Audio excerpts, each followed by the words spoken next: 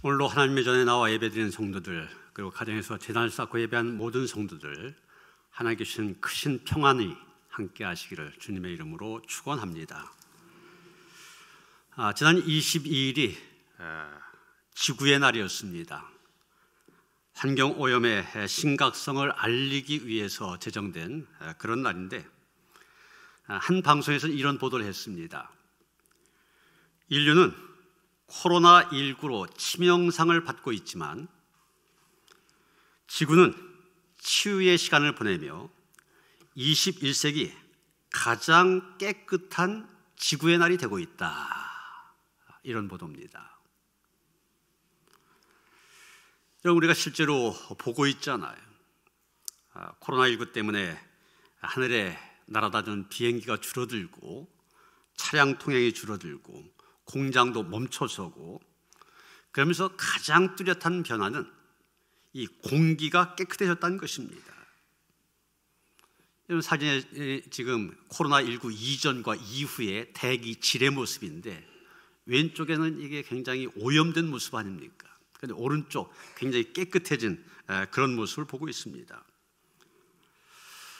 전 세계에서 공기 오염이 가장 심각한 나라가 인도인데, 이 인도가 그동안 이 스모그 때문에 히말라야 산을 제대로 보질 못했대요. 그런데 지금 코로나19 이후 저렇게 깨끗이 볼 수 있게 되었는데, 저게 30년 만의 일이랍니다. 세계 공장으로 불리는 중국의 올해 1분기 초미세먼지 농도가 지난해 같은 기간보다 18.4%가 줄어들었답니다. 그래서 미국의 스탠퍼드대 지구 시스템 과학부 마셜 버크라고 하는 교수가 이 코로나19로 인하여서 미세 입자가 배출하는 것이 감소가 되어졌는데, 그 결과 중국에서 2달 동안 4,000명의 어린이와 7만 3천 명의 노인의 생명을 구했다. 이런 결과를 보고했습니다. 같은 기간에 바이러스 감염 사망자보다 20배가 많은 수치라는 얘기예요. 코로나19로 인해서 죽은 숫자보다 살아난 숫자가 20배가 많다는 겁니다. 공기가 깨끗해져서. 오염되었던 토지와 강, 바다도 되살아나고 있습니다. 이런 운하로 유명한 이탈리아의 베네치아, 연간 2천만 명의 관광객이 찾는 곳입니다. 그런데 여기에도 관광객이 급감하면서 운하가 맑아졌다는 거예요. 오른쪽에 이게 오염된 모습이고, 코로나 이후에 깨끗해진 운하의 모습입니다. 물이 맑아지면서 작은 물고기들이 떼지어 헤엄치는 그런 모습도 볼 수 있다고 했는데, 이렇게 맑은 베네치아 운하 60년 만에 본대요. 60년 만에. 이제는 코로나19 발생 이전의 세상은 다시 오지 않는다. 이런 말이 일반화가 되어질 정도로 세상은 달라지고 있습니다. 어떤 신문에서는 포스트 코로나, 코로나 이후 달라질 풍경 5가지를 제시했습니다. 첫째가 사이버 웨딩 마치. 결혼식장을 빌려서 결혼식은 합니다. 그런데 친지를 초청하지 않고 이 온라인 결혼식을 하는데, 유튜브로 결혼식 광경을 생중계합니다. 그리고 신랑 신부가 양가의 친척이나 지인들 축하 메시지를 서로 주고받는 겁니다. 둘째가 드라이브 스루. 이 차에 탄 채로 이 코로나19 검진을 받는 드라이브 스루, 우리나라에서 시작되어졌고 세계적으로 알려졌지 않습니까? 그런다부터 이 드라이브 스루를 통한 도서대출, 농산물 판매, 장난감 대여, 이런 것들이 이루어지고 있다는 겁니다. 뉴스에 보니 학교 선생님들이 이 드라이브 스루 방식을 이용하여 학생들 가정 신방하는 그런 모습을 보고서, 저희 교회도 이제 다음 주인 어린이주일인데, 어린이주일마다 아이들에게 선물했거든요. 우리 선생님도 한번 그런 식으로 한번 해보라고, 제가 한번 검토해보라고 그랬습니다. 세 번째 달라지는 거, 디지털 노마드죠. 좀 어려운 말인데 쉽게 말하면 재택근무가 일반화된다는 겁니다. 회사 가서 근무한 것이 아니라 집에서 재택근무한 것이 근무의 한 형태로 이제 자리 잡게 된다는 거예요.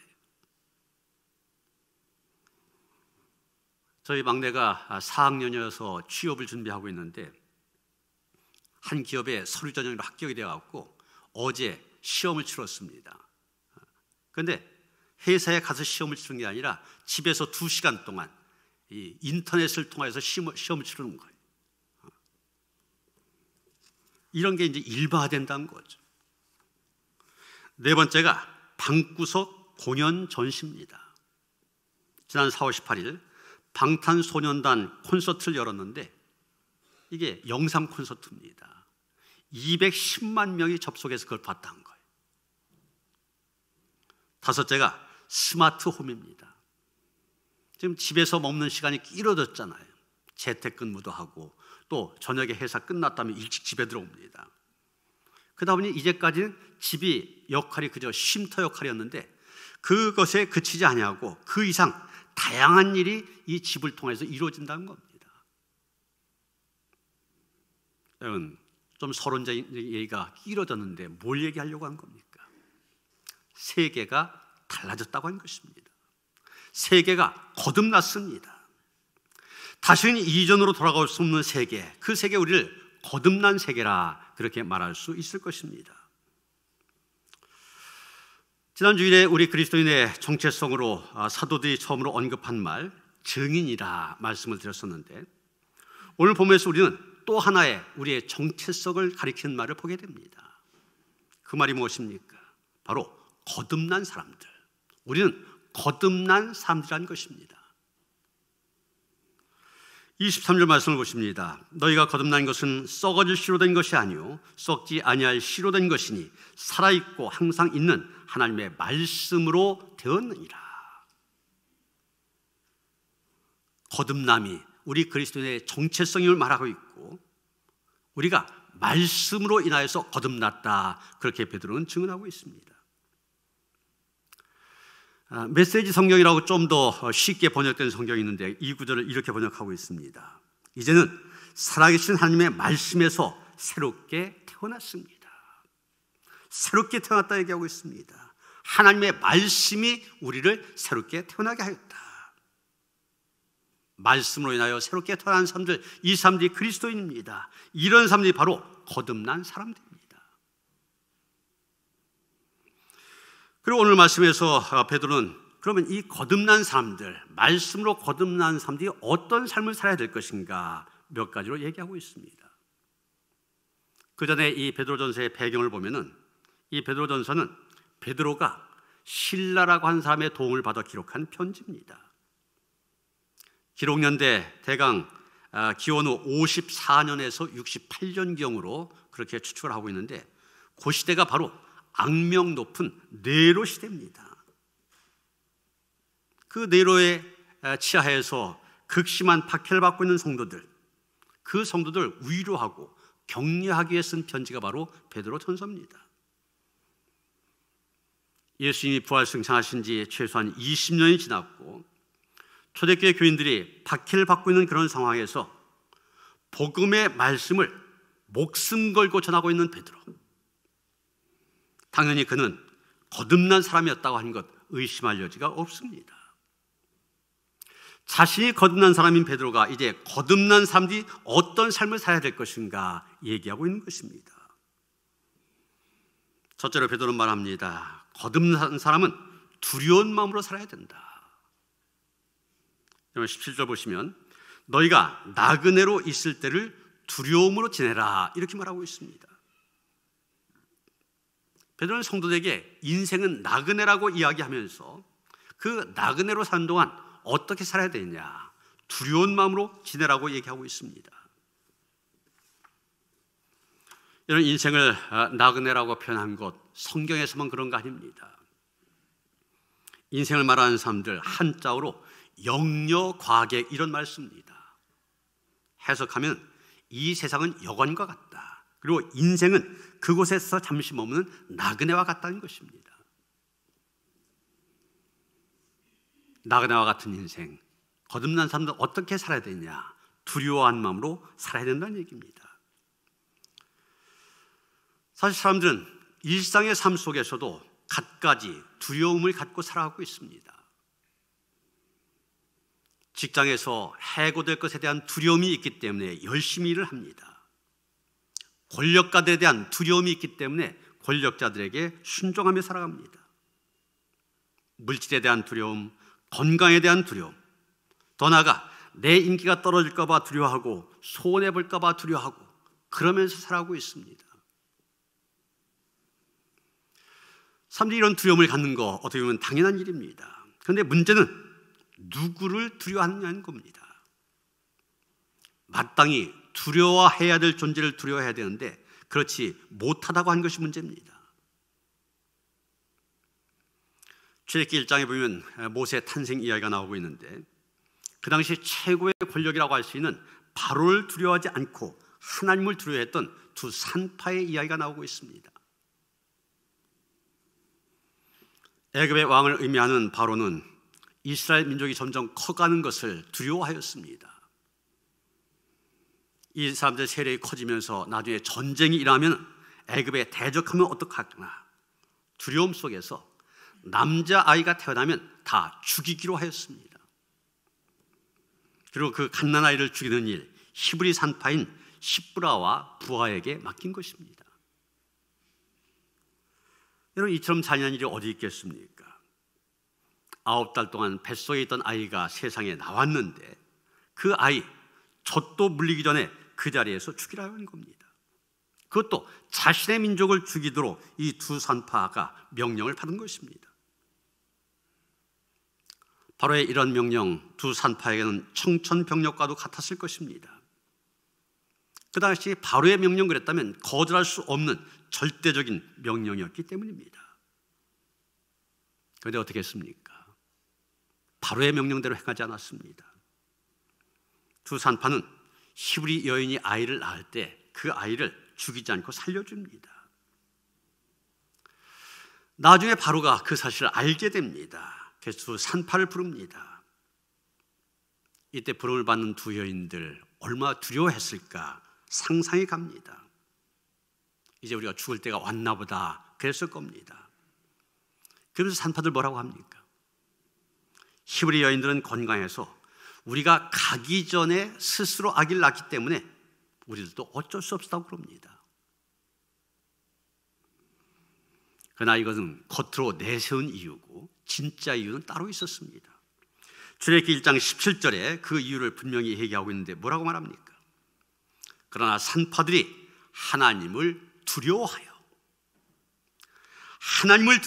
애굽 왕의 명령을 어기고 남자 아기들을 살린지라 이렇게 말하고 있습니다. 산파들이 갓난 남자 아기를 살려준 것은 하나님을 두려워했기 때문이다 분명히 말하고 있습니다. 아이들이 불쌍해서가 아닙니다. 인간적인 도리를 지키기 위해서가 아닙니다. 하나님에 대한 두려움 때문에 아이들을 살려줬다. 이 산파들 눈에 보이는 바로보다도 눈에 보이지 않는 하나님을 더 두려워하였습니다. 바로의 명령을 따라 갓난 아이들을 죽이는 것 하나님이 원하신 뜻이 아님을 이 여인들은 알고 있었고 그러기에 바로의 명령에 순종하지 않았던 것입니다.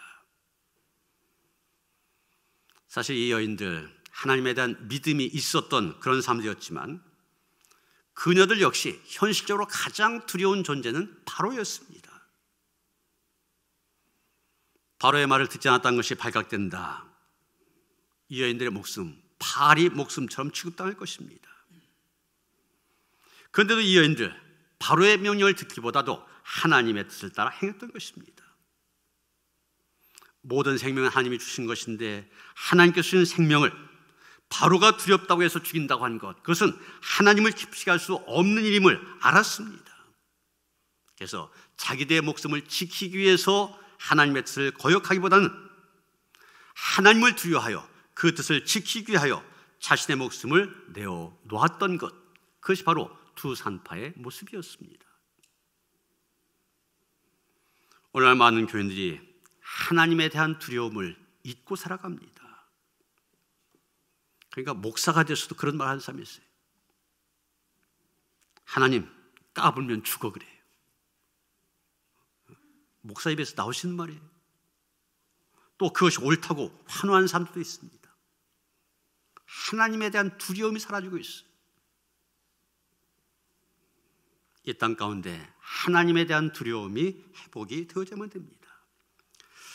그런데 사실은 하나님에 대한 두려움을 얘기하기 전에 하나님에 대한 두려움보다 세상적인 두려움에 얽매여 사는 사람들이 많이 있는 것을 보게 됩니다. 어제도 총리가 그런 말을 했습니다. 이제 사회적 거리두기가 완화된 다음에 첫 주말을 맞이하게 되는데 이제 많은 종교 시설에서 현장 집회를 갖게 될 거다. 그런데 언제든지 조용한 전파자가 참석할 수 있으니까 거기에 대한 경계심을 가져달라, 그런 호소를 하였습니다. 조용한 전파자, 참 무서운 말 아닙니까? 지금 세상 사람들이 제일 두려워한 말입니다. 31번 확진자처럼 조용한 전파자 한 사람이 이 예배에 참석한다면 그 한 사람 때문에 집단 감염이 이루어지고 확산이 되어집니다. 그러니까 제일 두려워한 말이에요. 그러나 우리가 정말 두려워해야 될 분은 조용한 전파자가 아닙니다. 하나님이십니다. 우리는 이런 세상적인 두려움에 사로잡혀 정작 두려워해야 될 하나님에 대해서 두려워하지 않는 모습, 다시 돌아봐야 됩니다. 여러분, 우리가 하나님을 부르는 칭호가 있습니다. 우리가 하나님에 대해서 뭐라고 얘기합니까? 무소부재하신 하나님, 전지전능하신 하나님, 그럽니다. 사실 우리가 너무 쉽게 쓴 말이지만 그 뜻을 하나하나 새기면 정말 두려움이 생기는 말입니다. 무소부재, 없는 데가 없으시단 말 아닙니까? 전지전능, 모든 것을 아시고 모든 것을 다 하실 수 있다는 거 아니에요? 하나님이 없는 데가 없으셔서 어느 곳에서나 우리의 행동뿐만이 아니라 우리의 마음의 생각까지 다 아신다. 그래서 내가 그 하나님 앞에 발가벗긴 채로 서 있다. 얼마나 두려운 말입니까? 바로 이런 두려움을 가지고 하나님을 경외한 것, 그것이 바로 믿음입니다. 직장 선교 사역을 하시는 방선기 목사님이라고 계시는데, 이분이 코로나19 때문에 어려움이 있지만 덕분에 얻은 유익 또한 적지 않다, 그런 말을 하였습니다. 그러면서 유익한 점 3가지를 얘기하고 있는데, 첫째는 이 신천지 집단의 정체가 만천하에 드러나게 되었다. 두 번째가 인간의 무력함을 실감나게 느낄 수 있었다. 세 번째가 진짜 주님을 믿는 사람인지 그냥 교회만 나간 사람인지 분별할 수 있게 되었다. 이 3가지를 얘기하고 있습니다. 이 중에 두 번째, 인간의 무력감을 실감할 수 있게 되었다. 정말 그렇지 않습니까?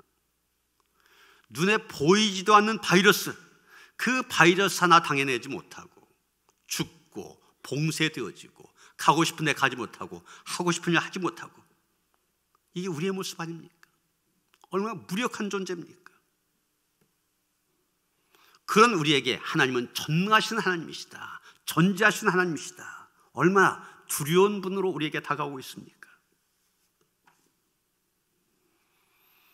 우리는 이 세상에서 주어진 삶 성실히 살아가야 되지만 이 세상에 영원히 살 것처럼 생각하지 말고 하나님을 경외하면서 거룩한 두려움으로 살아야만 됩니다. 우리가 사는 이 땅의 삶이 나그네의 삶이라는 것을 안다면 세상 권력에 대한 두려움, 손해볼 것에 대한 두려움, 자신이 소외될 것에 대한 두려움, 이런 두려움들 그렇게 문제가 되지 않습니다. 왜 그렇습니까? 이 세상의 것들이요, 사라질 것들이기 때문입니다. 그러기에 세상에 대한 두려움을 이기고 오직 하나님만 두려워한 마음으로 살아가는 성도들 되어주시길 바랍니다. 둘째, 베드로는 거듭난 사람들은 새로운 생활 방식을 소유해야 된다고 권면하고 있습니다. 18절 보시면 너희가 알거니와 너희 조상이 불려준 헛된 행실에서 대속함을 받는 것은 은이나 금같이 없어질 것으로 된 것이 아니요 이렇게 말하였습니다. 좀 어려운 말씀인데 세번역으로 보면 좀 더 쉽게 이해가 될 수 있습니다. 여러분, 조상으로부터 물려받은 여러분의 헛된 생활 방식에서 해방되었습니다.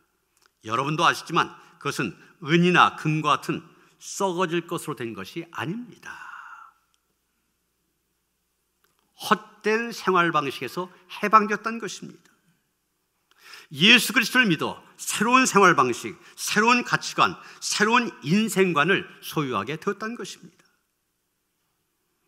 이것은 은이나 금처럼 썩어질 것으로 된 것이 아니라고 얘기합니다. 19절을 보면 오직 흠없고 점없는 어린 양 같은 그리스도의 보배로운 피로 된 것이니라 이렇게 말하고 있습니다.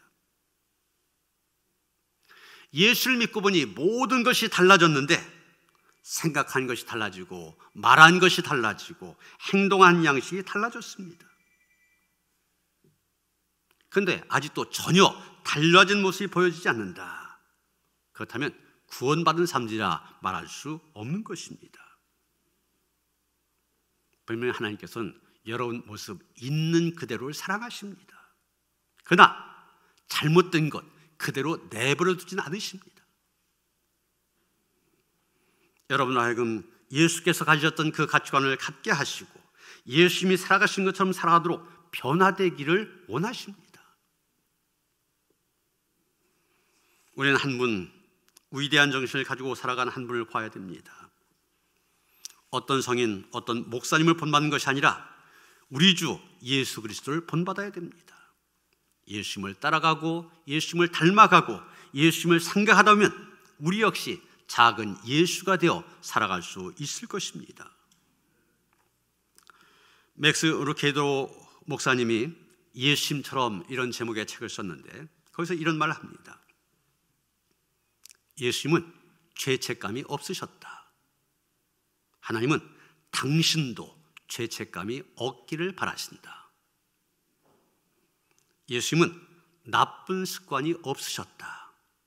하나님은 당신의 나쁜 습관도 없애시기를 원하신다. 예수님은 두려움을 모르셨다. 하나님은 당신도 똑같기를 바라신다. 예수님은 죽음을 불안해하지 않으셨다. 당신도 불안해할 필요가 없다. 하나님의 열망, 하나님의 계획, 하나님의 궁극적인 목표는 당신을 그리스도의 형상으로 빚으시는 것이다.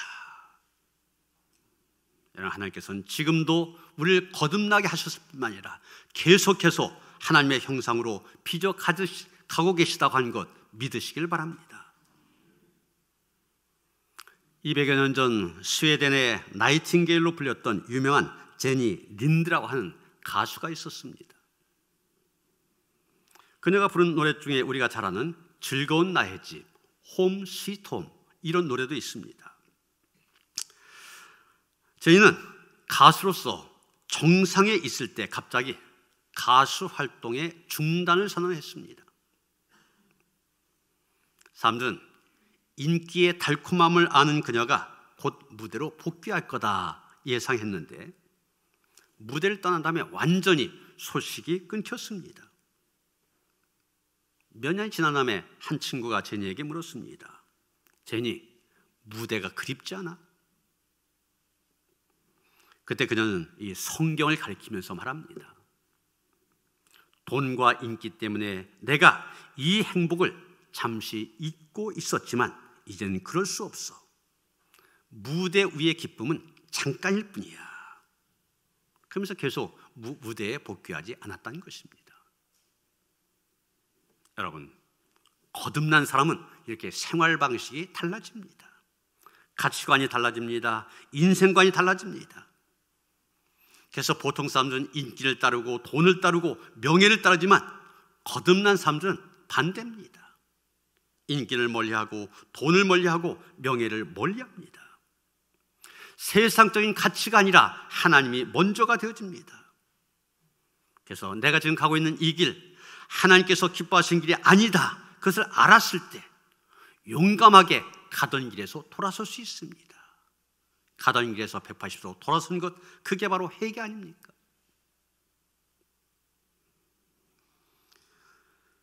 셋째, 베드로는 거듭난 사람들 어떻게 살아야 되냐?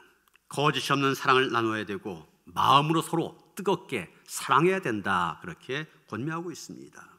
22절입니다. 너희가 진리를 순종함으로 너희 영혼을 깨끗하게 하여 거짓이 없이 형제를 사랑하게 이르렀으니 마음으로 뜨겁게 서로 사랑하라. 우리는 형제들이요 자매들입니다. 거짓이 없는 사랑을 나눠야 되고 마음으로 서로 뜨겁게 사랑해야 됩니다.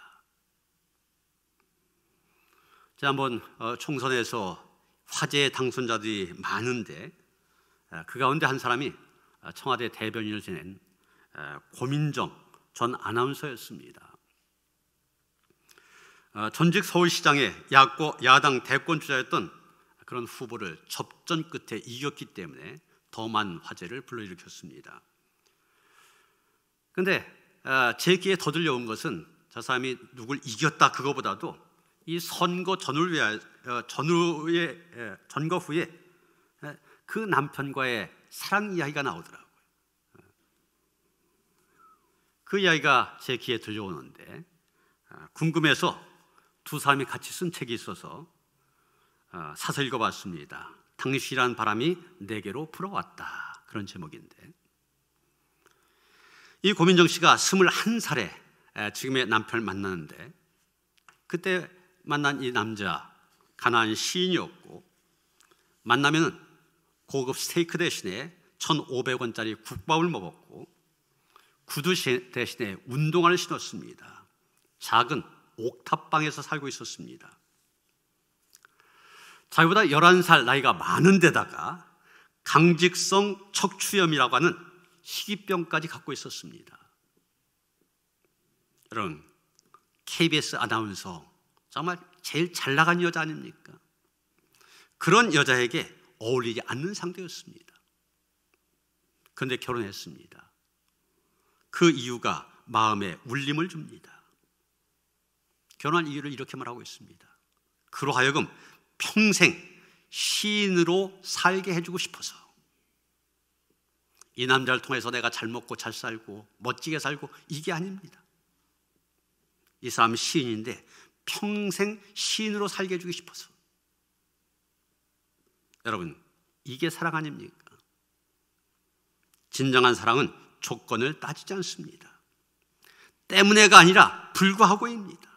단점이 있음에도 불구하고 약함이 있음에도 불구하고 조금 모자람에도 불구하고 그것이 진정한 사랑입니다. 거듭난 사람들에게 이 사랑이 있어야 된다는 것입니다. 우리가 먼저 하나님의 무조건적인 사랑으로 거듭난 사람이 되었습니다.